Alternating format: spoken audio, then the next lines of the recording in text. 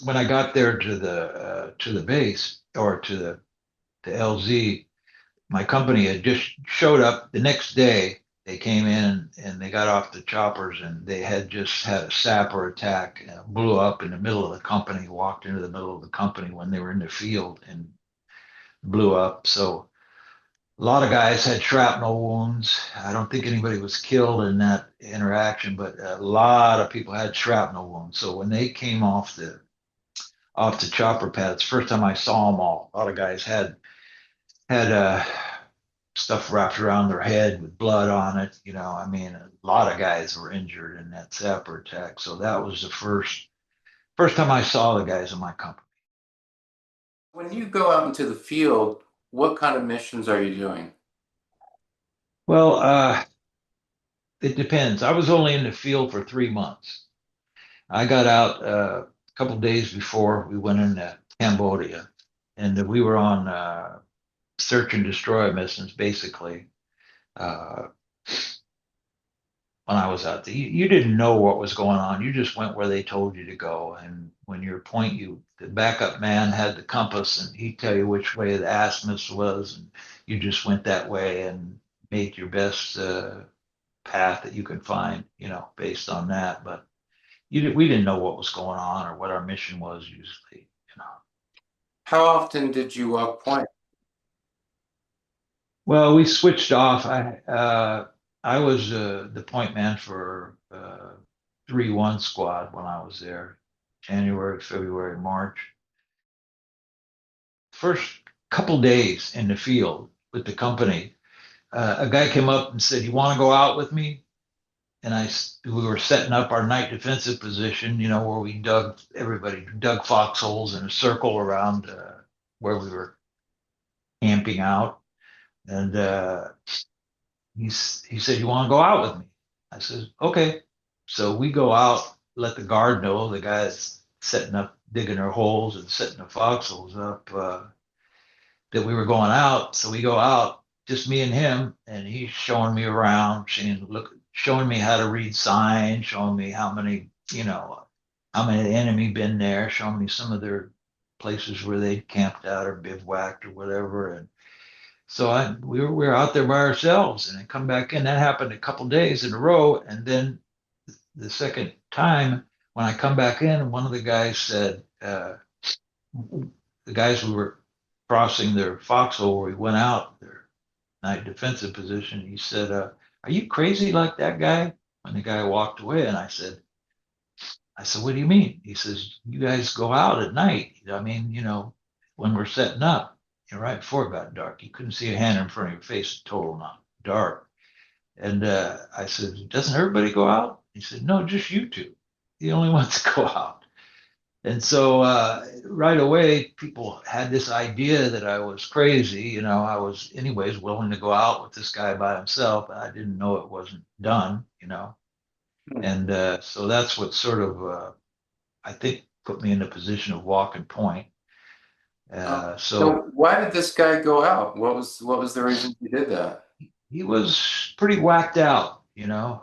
When we had another engagement where actually our packs caught on fire at one fire base. So fire started and they were trying to blow out. We were setting up a night defensive position, or they were going to set a fire base up on the top of this hill, and they had us clearing vegetation and stuff. And they put a Bangalore torpedo to blow all this bamboo out, and it started a fire, which is very rare in Vietnam. Things didn't burn well over there.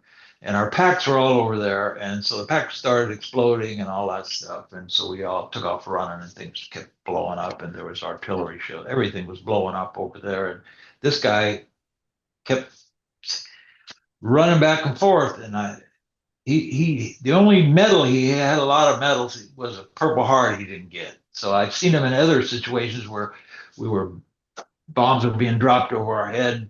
Uh, they fly in right over your head and drop, especially when they're dropping napalm and it just goes all over the jungle in front of you. And he's got his hand up in the air trying to catch a piece of shrapnel or something because he never got a Purple Heart, got everything else. So he was not right in the head anymore. Um, Yeah. and so that's why he's going out. And so Yeah. then because you go out with him, then that kind of rubs off on you and people see you as maybe a risk taker. Yeah, right. Yeah. So that set the stage for it all. You're out walking point. You can play the tape in your head. What kind of stuff do you see when you remember yourself walking point? Well, this story is important to tell. We were flying in, and often when we did a combat assault, the choppers land before we landed. If we were going into a bad area, they'd blow up everything as we were coming in.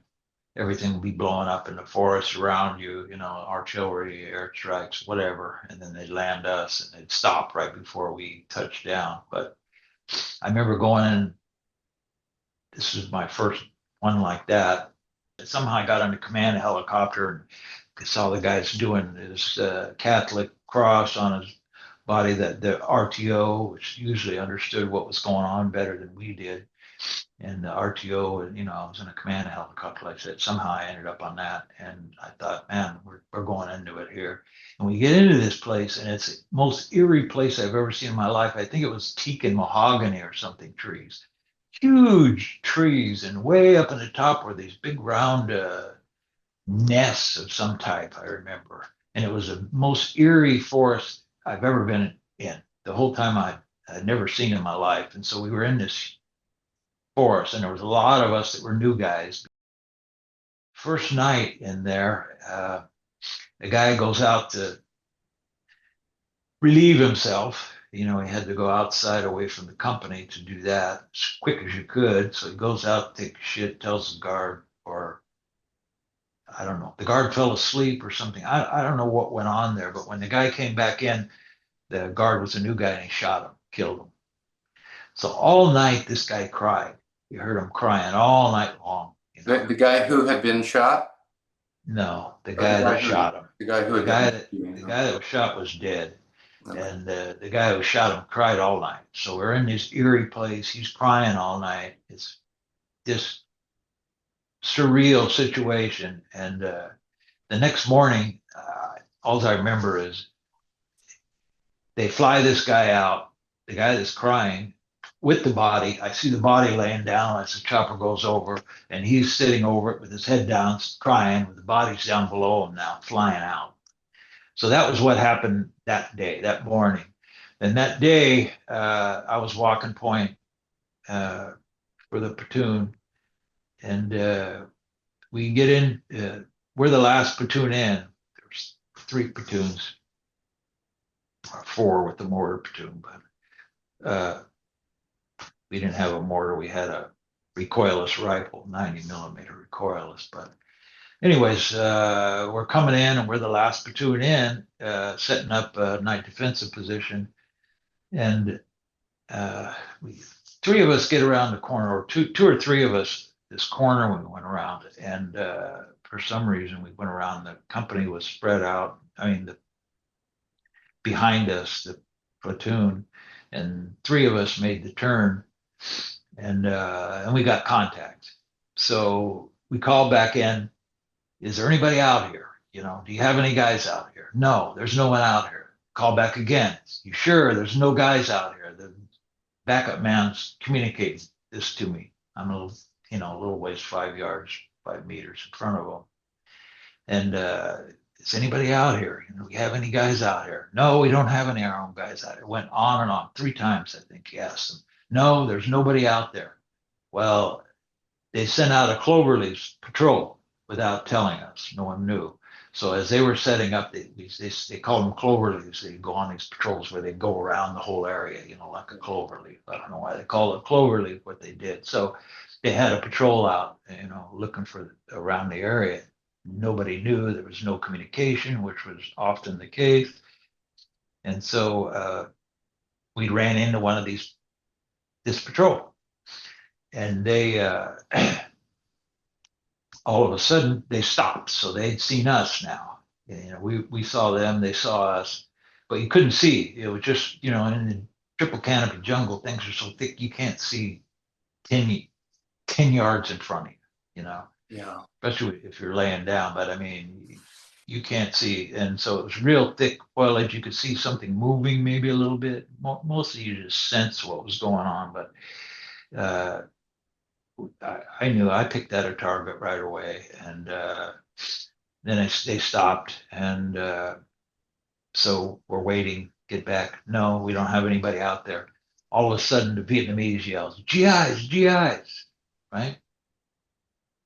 So myself and the backup man both opened up. He opened up on semi, shot 3 shots. I opened up on auto, uh, 3 round bursts. And anyways, we killed a guy.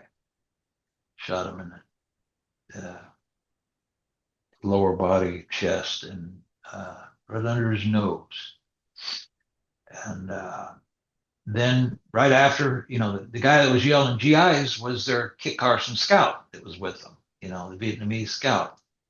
So he was letting them know we were GIs.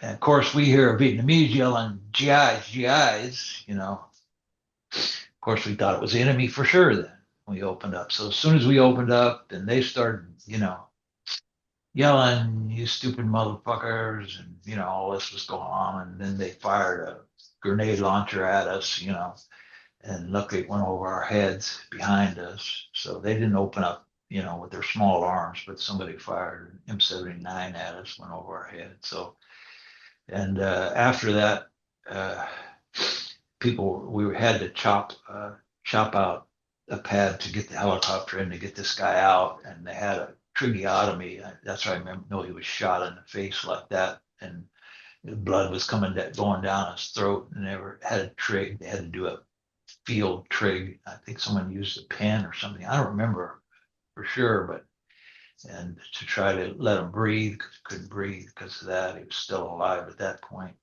And we had to cut a chopper pad, so I was involved in that, cutting the pad too, and cutting like a crazy man. And people were watching. Then he died, and people watched me like, how was he going to respond? This guy, cried all night. You know what I mean? And the day before, and they wondered how I was going to respond. And I didn't feel anything. I'd already cut off all my feelings. I don't know if it happened the night before or sometime. I don't know when I had no feelings, but I had no feelings for many, many years after that. Probably 10 years, or not quite that long. I had no feeling after Vietnam at all. So I was like dead, So I was already dead for some reason where I didn't have any feelings. So, but I acted like I did, had put my head down. It's just this crazy stuff. I'm just going to be as honest as I can. I acted like I felt bad. I put my head down because people were all watching me, I know. And so I put my head down, act like I felt bad, but I didn't feel bad. And I feel bad about not feeling bad now. And I feel bad about other situations that went on too, the survivor guilt and all that. You talk about kind of emotionally shutting down, and you hear this a lot from combat vets. But you said years later, it kind of, hit you. What happened?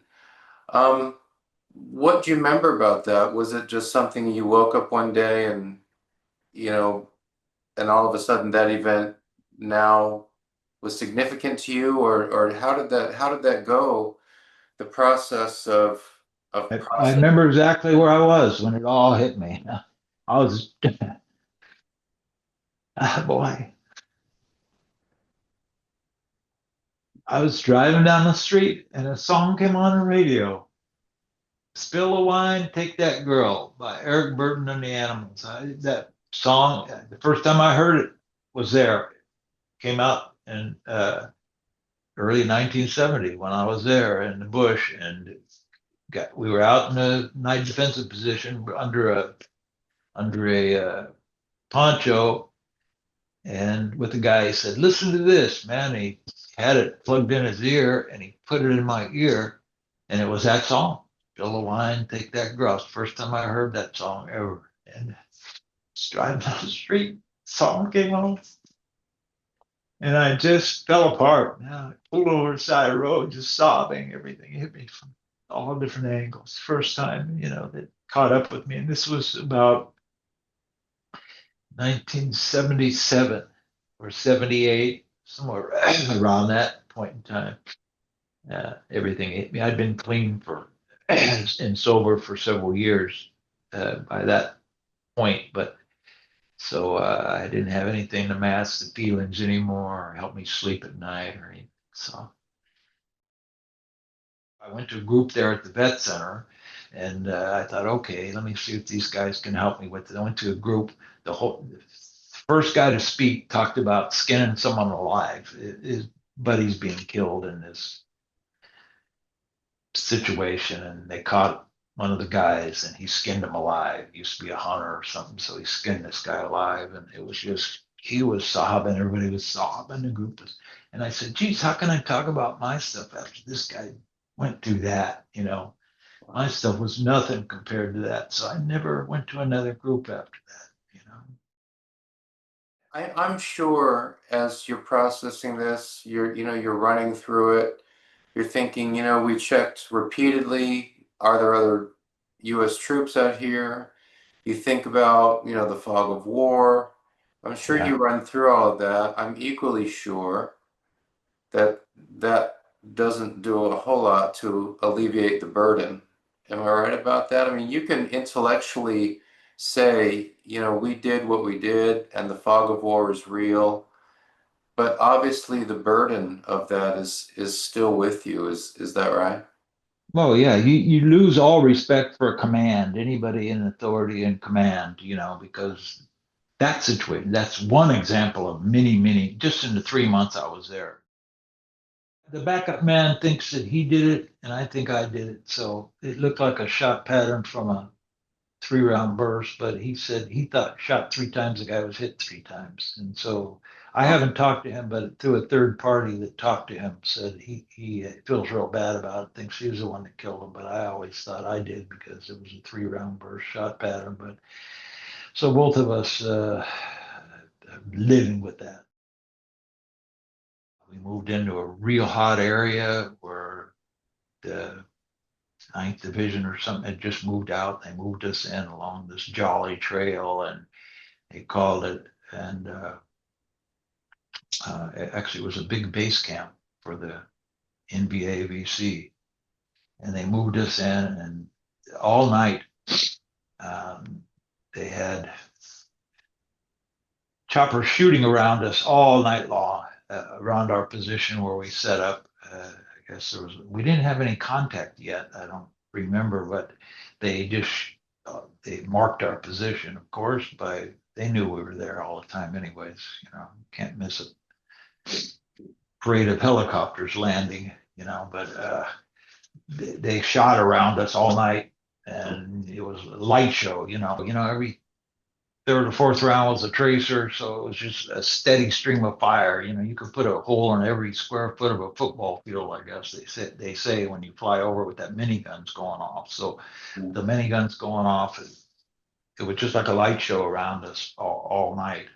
And that next day we move out. Company, I wasn't on point that day, and another platoon had point. So we move out. Anyways, the point man gets shot through the head.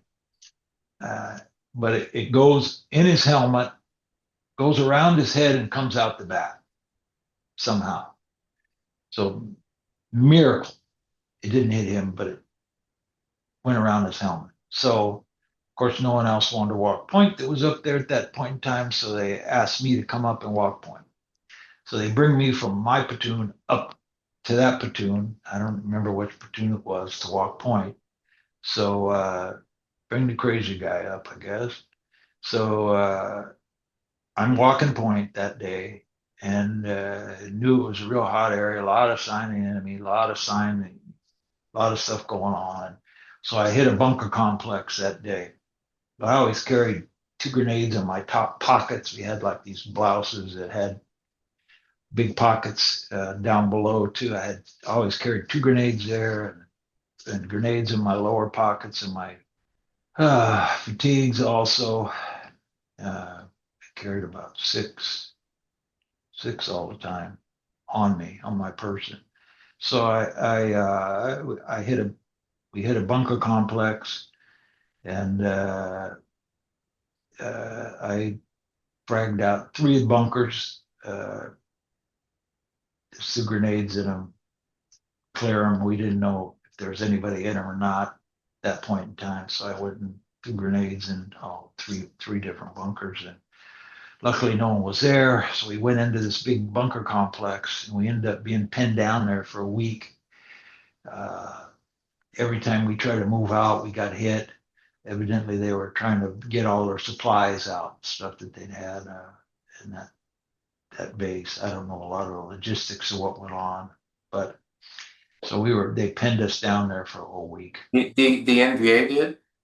Yeah, The yeah, NVA had you pinned down. You were in their bunker complex with their supplies yeah, and okay. yeah. So they Right, but there was a huge complex. We were just in one, and no one was in that one at the time.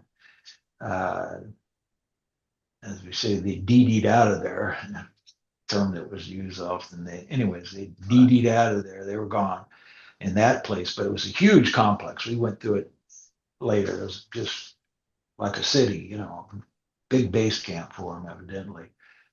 And we had three choppers shot down around us in that week. Had a lot of things that happened there that were really bad, and bad communication, people not telling you. We had patrols out again and running into them when they came back in and almost killing their own guys and calling. It was just bad communication all the time, and that's what makes you not trust command anymore. But they were just young guys too, young kids running these things.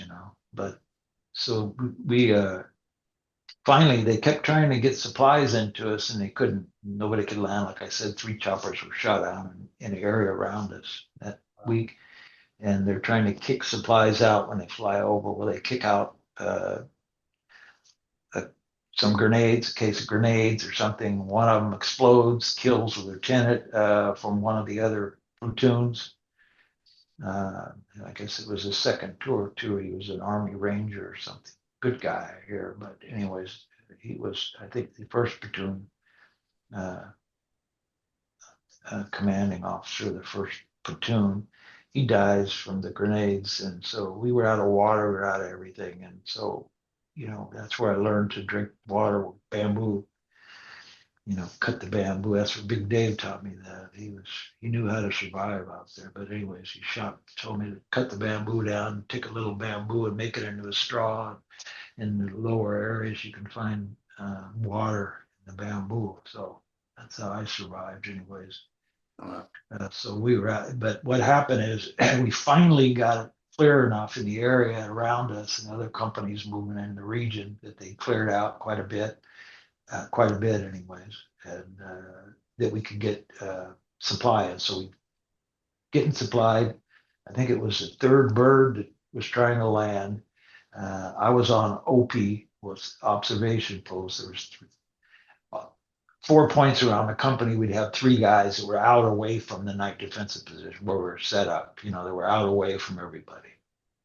And I was one of the three guys facing where the choppers were coming in. So I was out with two other guys.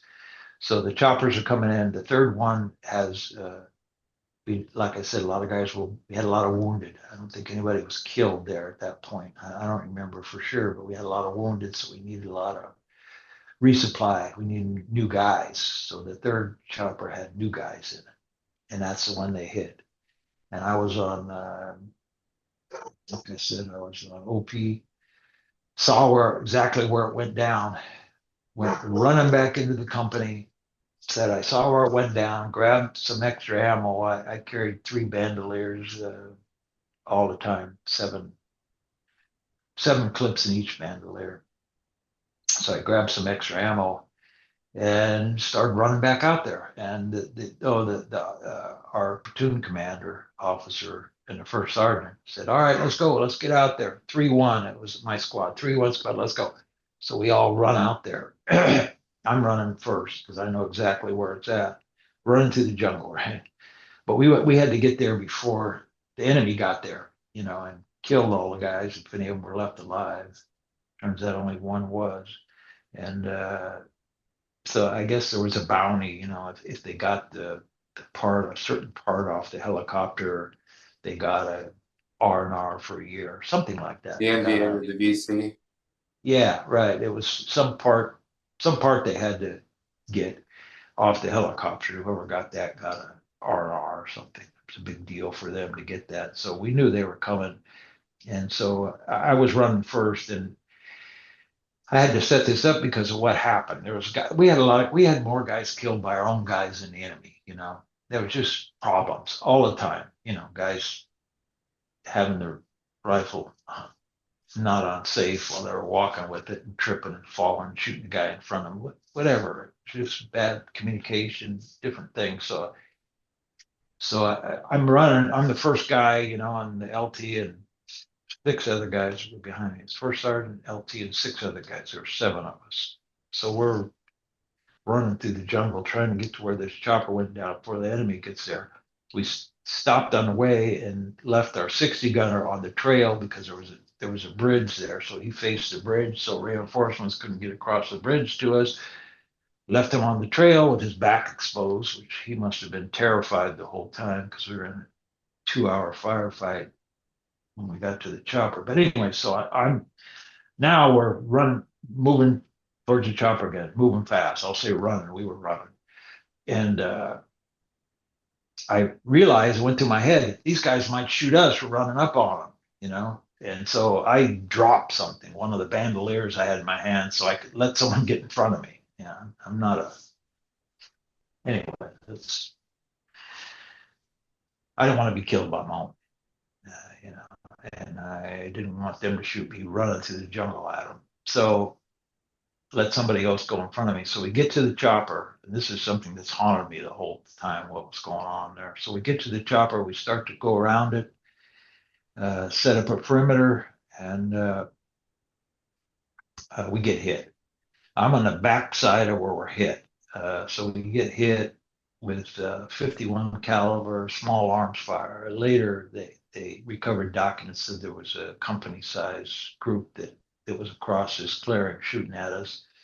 We killed 10 of them evidently in the conflict, according to the paperwork they found, but they were all shooting at us. And so we didn't get the full circle even around the chopper to protect it before they opened up on us. And so my squad leaders, the platoon leader and the first sergeant found a bunker. There was a lot of bunkers, like I say, around them. So they were in a bunker the whole time. And so my platoon squad leader was yelling, 3-1, get online, 3-1, get online. You know, there was a clearing, like I said, that two other guys, him and two other guys were on that side by then. Like I said, there was only seven of us. Uh, so they were, anyways, he was calling, he was behind this big tree, you know, big roots that were high as half the size of a man, 5 feet high, you know, just the roots coming off this huge tree. And he was behind that trying to get the company online to return fire and get fire superiority on these guys. And so, you know, I'll just say it as it is. You know, people freeze up. So people froze up. There was two guys. Like I said, I was on the backside. There was two other guys there, so I had to jump over them, and they didn't move to get online. Jump over both of them, and I see my uh, squad leader. Big smile came on his face when he saw me come. I'll never forget it. He was a black guy from Chicago. Big grin, like, man, he was so happy to see me coming up there.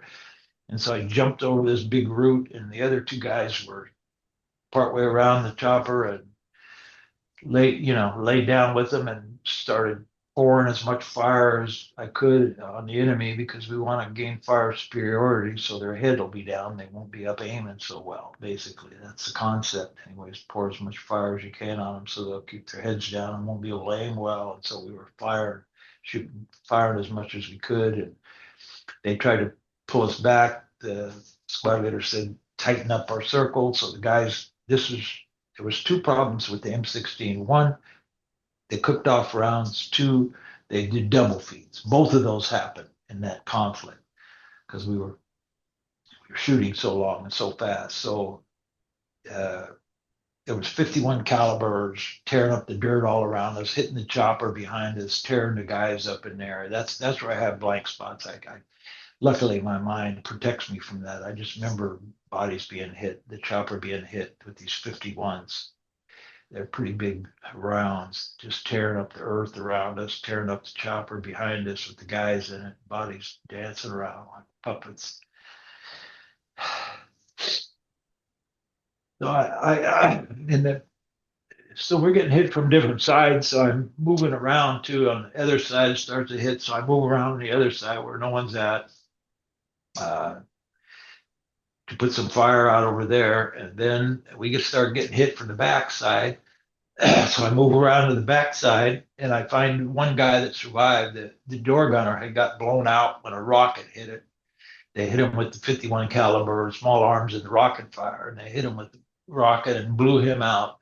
So he was the one guy that survived. He was laying there and his legs were broken or something. So I rolled over by him and he was happy to see me, that's for sure. But they were hitting us on that side.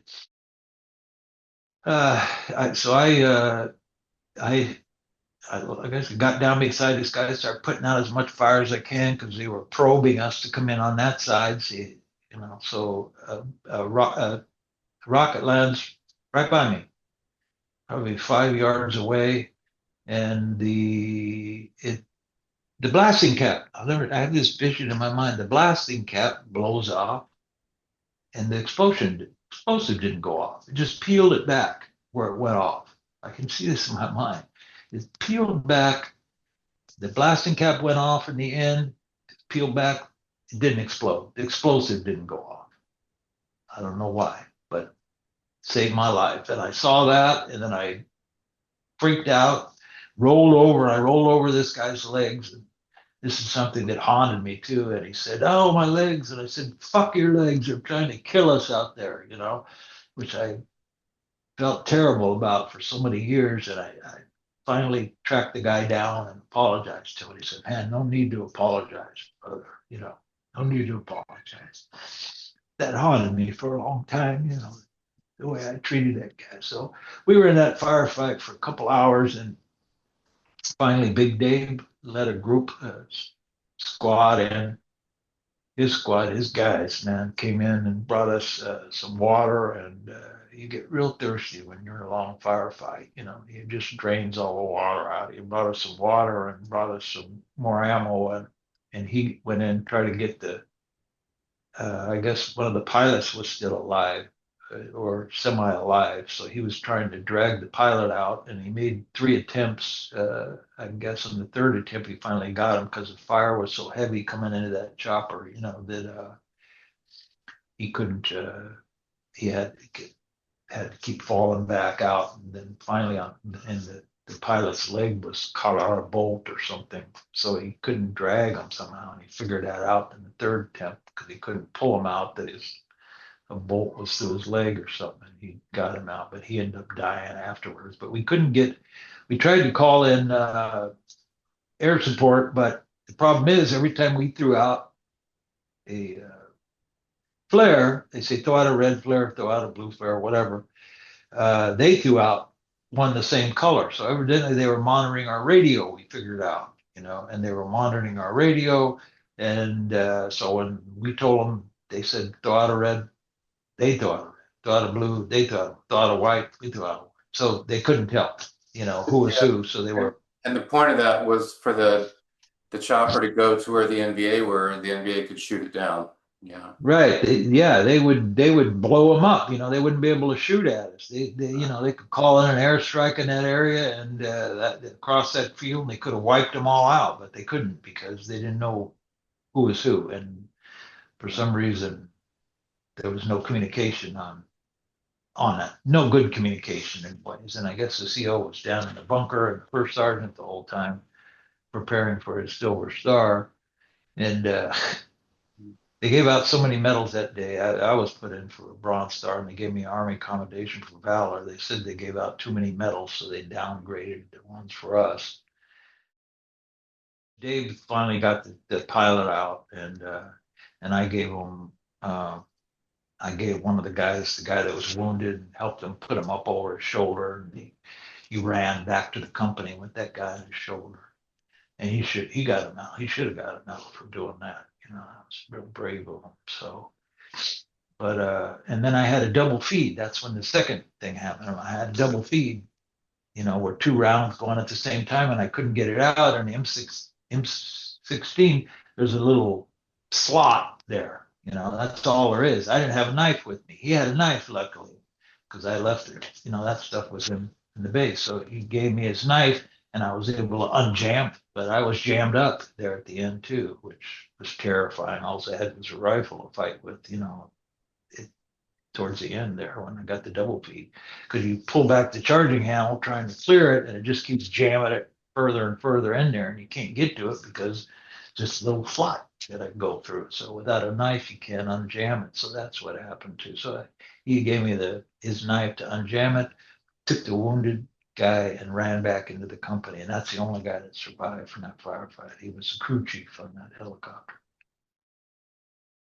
Do these two memories, are these kind of I'm wondering if these memories are kind of like a scale, because you described the one story where again you guys call in repeatedly, are there friendly forces out here? You're told no, no, no, no, no. Um, and then that friendly fire incident happens, but understandably, you know, facts aside, the burden of that, of course, understandably, is going to be with you. And that's one side of the scale. On the other side of the scale, there's this incident where you have guys who freeze up in battle. It happens. You did not Mhm. freeze. You're in the fight. You're defending yourself. You're defending your fellow soldiers. You're defending this wounded guy. He gets out and survives. Years later, he says, "You had no reason whatsoever to apologize for rolling Yeah, over my legs."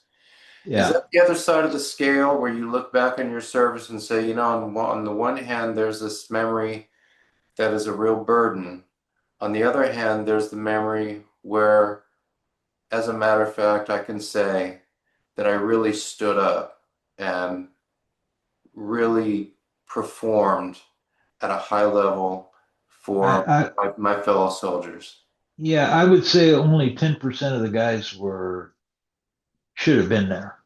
And I was one of that 10%, I'd say, you know, to me, it's just a natural thing with certain people, I guess. I don't know why, but for me, uh, I didn't hesitate.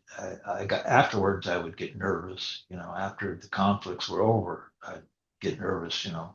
But at the time, I didn't feel any nerves. Maybe I had adrenaline going through my body, endorphins or whatever. I was just calm, being able to see everything. So maybe 10% of the guys were like that. The other 90% probably shouldn't have been there. Point Man blues. It wrapped around his legs and reached out for his overstuffed pack. Its curved teeth bit into his leg, just missing the leech that had been suckling on his lily white leg all morning long. Its long green teeth dug into the side of his neck, letting him know for sure that it was over. Now he has no choice but to stop, kick his eyes off the jungle for a moment, and untangle himself from his hated enemy, the wait a minute mind. Point Man Blues begins. He slogged along all day in the oppressive heat, constantly fighting the jungle that reaches out around him, always, it seems, trying to take him down. His eyes, his senses can't leave the jungle for 1 second, or they might all be killed. Just a moment's lapse and a missed sign might mean walking 120 young men to their death. He evaluates each bent blade of grass, how long since someone had passed, how many men, any fresh cut branches, any tripwires. Sometimes he watches the long, thin blade of grass he holds out in front of him to see if he has hit a tripwire. He watches like he watches everything, all at the same time, never focusing on any one thing, taking it all in at the same time, seeing and feeling everything at once, looking for anything that is out of place, seeing every down log as a potential bunker face, smiling up at him with one sinister eye, knowing that the one you don't see is the one that kills. Sometimes he will walk up close before he notices the bunker. His whole body will jump, feeling like a jolt of electricity was just applied directly to his heart. He silently vows not to be surprised again. He points to the bunker so the backup man can silently pass the word on, each man pointing so the man behind sees the bunker and will therefore be on full alert. He hopes the backup man didn't notice that he hadn't seen the bunker until the last second. The backup man is his teacher. He is a point man graduate, an old pro. He carries the compass and points the way, leaving it up to you to find the best route. Most of the men think you're crazy. Sometimes you wonder if they are right. The point man from another platoon gets shot through the helmet. Somehow the bullet rattles around in there and comes out the other side, missing his head completely. How is that possible? He is so rattled they must bring up another point man. After the point man is hit in the head, you get the call. Why? Why you? Every squad has a point man, some too. It isn't even your platoon's turn at point. Why not you? The whole company has been kept up all night with Cobra gunships firing around the defensive position to keep the enemy off. They call it bringing piss. Every fourth round is a tracer round at night, with miniguns firing at the rate of fire that would put a bullet in every square foot of a football field in one flyover. It looks like one straight red line coming from the sky. The last division in this area got their asses kicked, and that's why they brought us in. We get all the shit jobs. That's when you realize you got the blues, the point man blues. Every moment is like the notes of a slow song. Every small piece of the jungle fits into the song. If there is one piece missing from the puzzle, it's like a guitar string snaps. You're not really what the normal man would call tense. You're in tune. You must be to stay alive. This must be how great musicians feel when they finally have all the notes in place and hear the perfect beat of their music playing through 100 instruments all in tune. Every note digging far down to a place in the depths of your soul where nothing else has ever been. I guess that's why they think you're crazy. I guess you got to be a little nuts to live that way. Nothing quite ever gets you there again. Oh, you try. You try all right. The heroin, the weed, you try all different combinations of drugs, but nothing ever comes close. They, the doctors at the Veterans Hospital, even try psychotic drugs on you. The drugs cause you to forget for a little while, but it always comes back because you got the blues, the point man blues. Women, kids, sports, gambling, sex, speaking to groups of 1,000 plus, being on TV, having your own show, they all got their own edge, but nothing even comes close to the point man blues. If I would have known, I surely would have stayed home or at least tried to stay further back in the line. Wow, the point man blues. Can you help me get there again?